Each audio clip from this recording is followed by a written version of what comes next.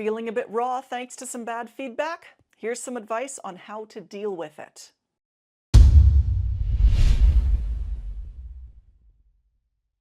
Hello, my name is Lauren Sergi. I'm all about public speaking and communication, and this is Communication Q&A.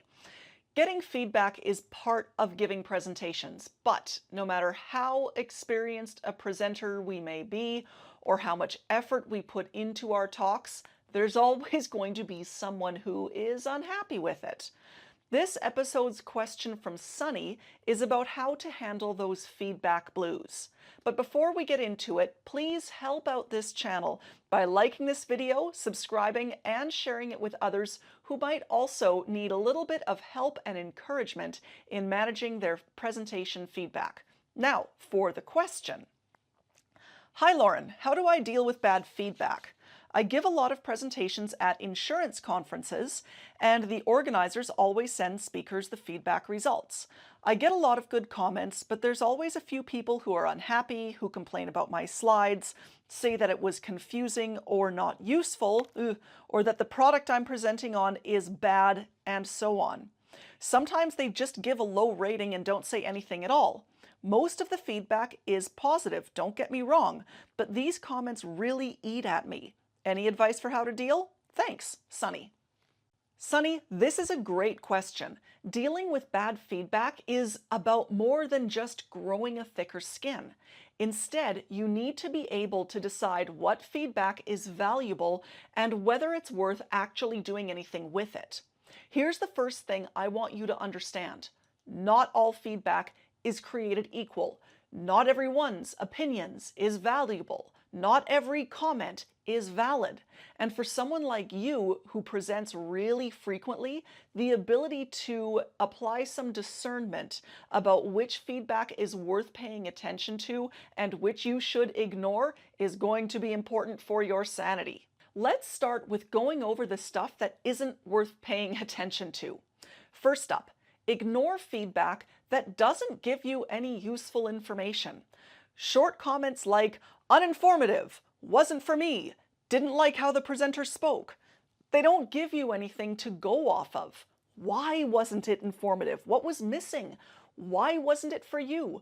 What was it about the way I spoke that you didn't like? You need to know these things. So if the person giving the feedback doesn't give any detail about why something wasn't working out, then you don't have the information you need to improve your presentation.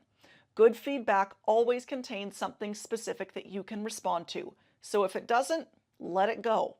Next, ignore feedback that's mean, that's irrelevant, or that's overly picky. These could be comments about your clothes, about the temperature of the room, about the company branding on your slide.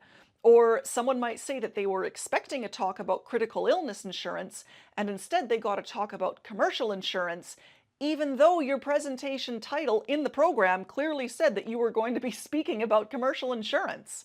I too have received my fair share of irrelevant or silly comments. Everything from complaints about the quality of the snacks, which I had no part in providing, to, I kid you not, how someone didn't like my laugh. And guess what? Comments like those aren't worth the paper they're written on. Sometimes irrelevant comments can seem relevant at first glance, so you might have to do some thinking about whether a comment should be considered or dismissed. You said that one comment you sometimes get is that the product you're presenting on is bad. Whether or not this is relevant depends on the purpose of your presentation. If the point is to pitch the product to get people to buy or recommend it, then feedback along the lines of, "This product sucks," are probably worth paying attention to. Maybe you need to fix how you're explaining or positioning the product. But if the point of the presentation is to educate the audience about the pros and the cons of that product, then it doesn't matter whether the person likes the product or not. It only matters if they understand its benefits and drawbacks. In this situation, a comment like, "The product is bad," is irrelevant because the purpose is education, not sales. Heck, you might think it's a bad product too. Maybe you even agree with this person.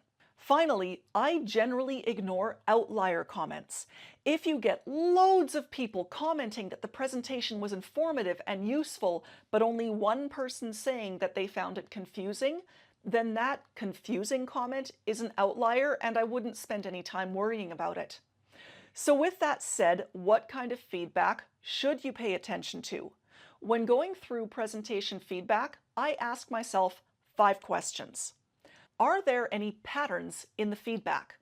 If several audience members have similar comments about a presentation, or if you're getting the same sort of feedback comments in several of your presentations, you need to pay attention to what that feedback is saying. So if people regularly say that you go too fast, then you need to learn how to slow down. If there were 4 comments from a single session that a certain concept was confusing, you need to work on clarifying that section or making your explanations easier to understand. If you've received negative comments about your slides in the last 3 presentations that you've given, then you really should work on making your slides more attractive. Whatever the issue is, if it's something that comes up again and again, then it's something that you need to address. Does the comment resonate with something I was worried about? It's normal for presenters to feel like certain aspects of our talks aren't quite up to par.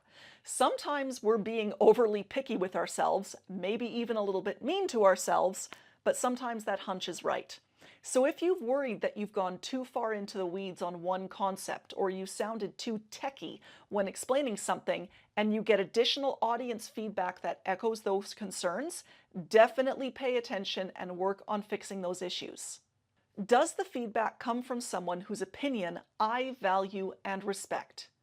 There are people in your professional circle who have excellent insight and experience, people whose opinions matter to you.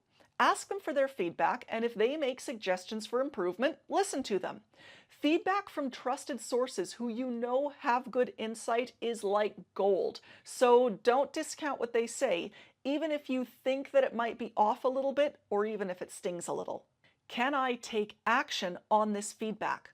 This is a great question to ask to help you figure out if the feedback is relevant or if it's just circumstantial. For example, unless you're the conference organizer, you can't change what the snacks are or how hot the room is. That isn't actionable feedback. You can ignore it. But if, for example, some people complain that you spend too much time talking about XYZ, you can shorten that or simplify it to make it easier to listen to and faster to explain. Finally, is it worth the time it will take to fix this? This last question is all about managing where you'll spend time and effort in response to the feedback that you've received. Sometimes we get feedback that's relevant, that's actionable, that's useful, but the payoff of taking action on it isn't worth the time that it's going to require. Let's say that you get some suggestions for how to improve your slide deck. The suggestions are good, they're doable, but they're really fiddly. It's going to take a long time to put in those effects or those animations, and the payoff in the end isn't all that huge. Plus, there was other feedback that shows you need to work on a different part of your presentation. So while the feedback on the slides is relevant and it is actionable, doing it is not actually going to be the most valuable use of your time. The process of deciding which feedback to ignore and what to take action on will make it much easier to deal with those conference surveys without getting dragged down by the negative comments. You'll be able to view the comments much more objectively, tease out what's valuable, and then make strategic decisions about what you're going to take action on. That combination of objectivity and positive action will help you stop the negative or just plain stupid comments from getting under your skin. And after a few rounds of this, Sunny, you'll find that a shift in your whole mindset towards conference feedback surveys will occur, and they won't be so nearly onerous or disheartening to deal with. Sometimes it's hard to think clearly when you're wading through all of those feedback surveys, so I've put together a handout for you that will help you think through each of these 5 feedback questions. You can download your copy at laurensergi.ck.page/feedback guide and keep it handy for the next time you have to go diving through conference survey results. Thanks for the great question, Sunny, and thank you to everyone who watched this video. Once again, please do like this video and hit that subscribe button. It really does help me out, and I look forward to seeing you on the next Communication Q&A.